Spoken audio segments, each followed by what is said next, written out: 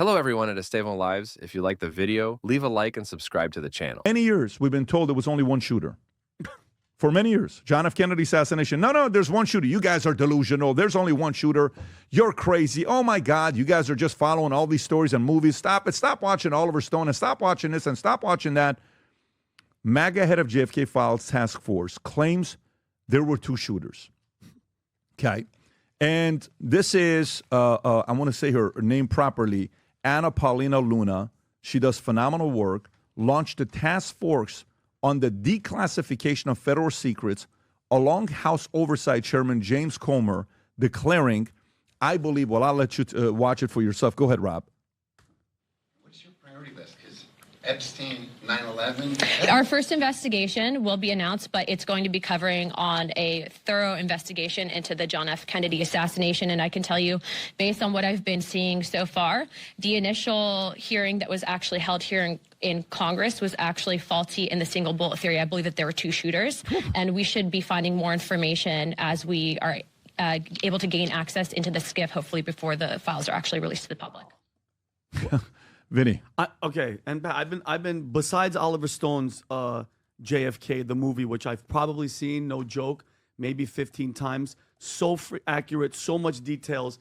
Back and to the right. Back into the and just doing all your own research, Pat, with your own eyes, okay, and then watching that video, like I'll send it to Rob after we all break it down, where Secret Service is running by his car and he's about to go down Dealey Plaza and he's called off. I got goosebumps, Pat. They're calling off Secret Service because when you're out there in the open in a pretty dangerous place, which is Dallas, which you've gotten death threats, you release everybody because there's supposed to be a human being running just to be able to stop the shooting. And as a marksman, as an expert in the rifle, there's no way that Oswald with the pump, there's no way. And we all saw as it's going, because they slowed down. This is the video right here. Look at this while I'm telling the story. Look at it. These guys are called off of protecting the president. Even the Secret Service guys like, wait, what? And then look at this, leaving him going completely naked out there with no protection, Pat. They're supposed to be running by the vehicle in the throat, and you see him like asking for help.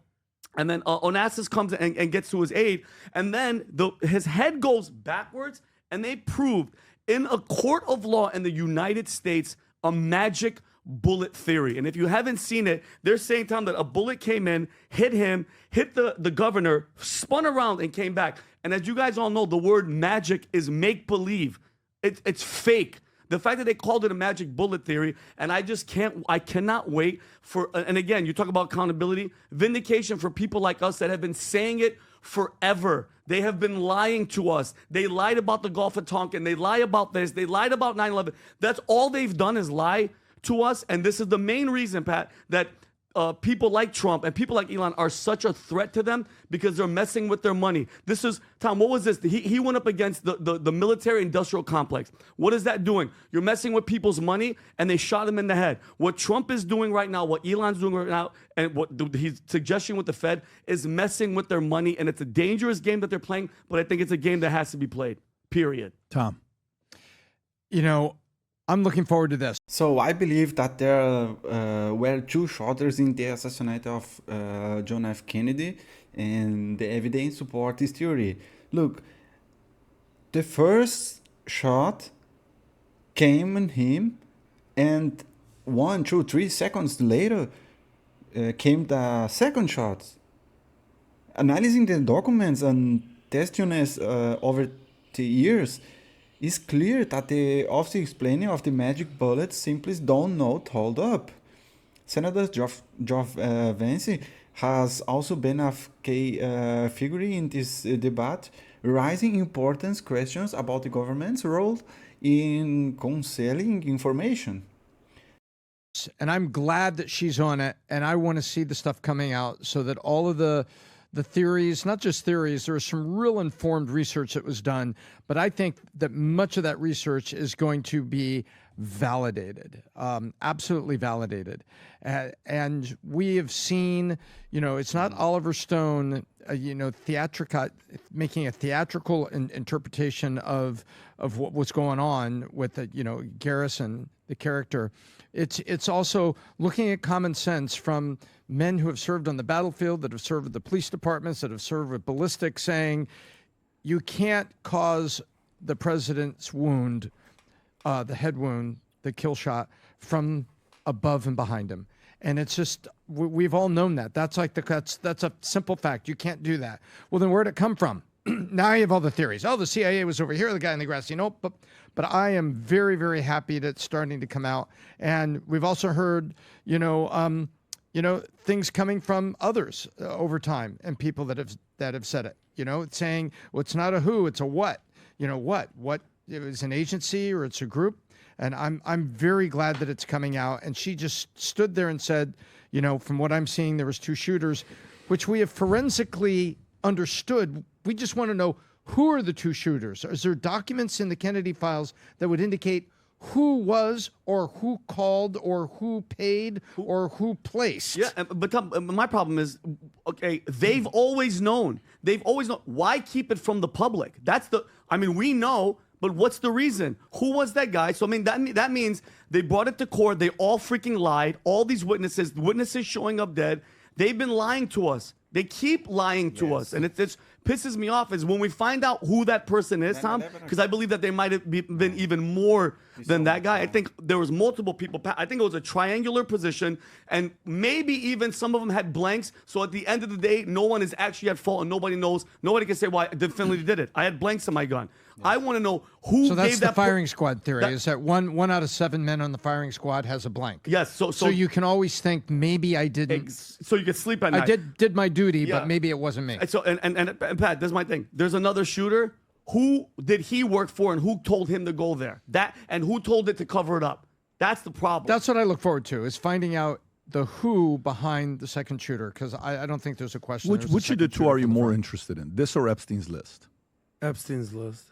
Could I be honest with you? Yeah. If JFK, you know why? Because that, to me, besides 9/11, is the worst moment in the history of the United States. They murdered, whatever you want to call it, the sitting president. Meaning, if it's true, the CIA, all these guys, Lyndon B. Johnson, they all colluded to kill him. To hell with treason. It just sucks because none of these people are alive, Pat. They held it for all these years. Everybody's dead. We're not going to have any accountability. And if it was the CIA, what's going to happen to the CIA? That's why That's the problem. That's why I was a little bit more prone to wanting to know what's on Epstein's list. Because yes, is the assassination and murder of a sitting U.S. president, JFK, important? You bet your ass it is. However, whatever happened with Epstein, these people are walking around. What's going on? What did they do illegal? Who was this guy? What happened? Where are these people? This pedophile island. Yes, this is important. I'm not downplaying the how important something like this is. Of it. But what I find interesting under the Trump administration, this is going to be coming out. Hopefully, we'll see. I would love to know what the Democratic wing of the Kennedy family these days, other than basically JFK. Would they owe him a debt of gratitude? Would they say thank you? Do they want to know what's going on? Like, would they at least admit, hey, we're not the biggest fans of Trump. We're a Democrat legacy family, but thank you for shedding some light of exactly what happened in this situation right here. So I'd love to see what happened with that. But this was the first bit like this. I get the Epstein thing, and trust me, anything with children, I'm 100% all in. That's a hill that I would die on, freaking fall on the sword, all that. But this is one of the first ones. This is the main one. Assassinating a sitting president. And if these freaking agencies were involved. So go down the path here. Okay. So it turns out there was a second shooter, and it was involved in the CIA or something. Yeah, whatever. Or it was the mafia. What then? What do you do then? Be like, I told you so? No. Everyone knows that there's some sort of foul play going on here. But we have to know the truth. What would change? What would actually change? If the CIA was involved, Adam, guess what happens to the CIA? You're going bye-bye. You can't be. You were. CIA is not going bye-bye. What do you mean?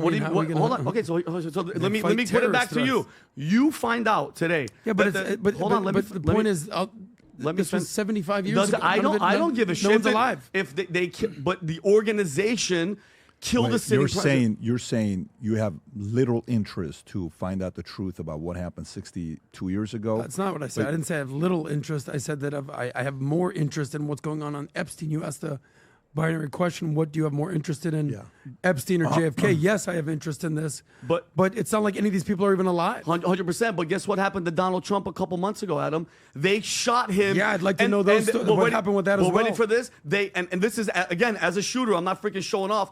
The cockiness, I don't think it was crooks. This is me personally. The guy had 6 cell phones. We know nothing about him. That Luigi Mangione, that guy in 3 hours, we know everything. He might be gay. He might be this. The fact that we still don't know shit about that guy, okay? And as a shooter, to shoot somebody and try to go for their head, that is a cocky shooter. Because as a sniper, when you're trying to shoot, bro, you're shooting center mass. Whatever your front sight or your dot, you're here, Adam, because no matter where you're breathing, whatever, even if you hit Trump here, he's done. He's 78 years old. He's not going to survive. This person was trying to do, because when you shoot somebody here, that's trying to send a message to the world. But God intervened, and that's why, Pat, you nailed it. That November 5th, this movement, saving humanity, we are living in such an amazing time that I believe God said, now's not the time. And he stepped in. That's divine intervention. Thank God for that, that map.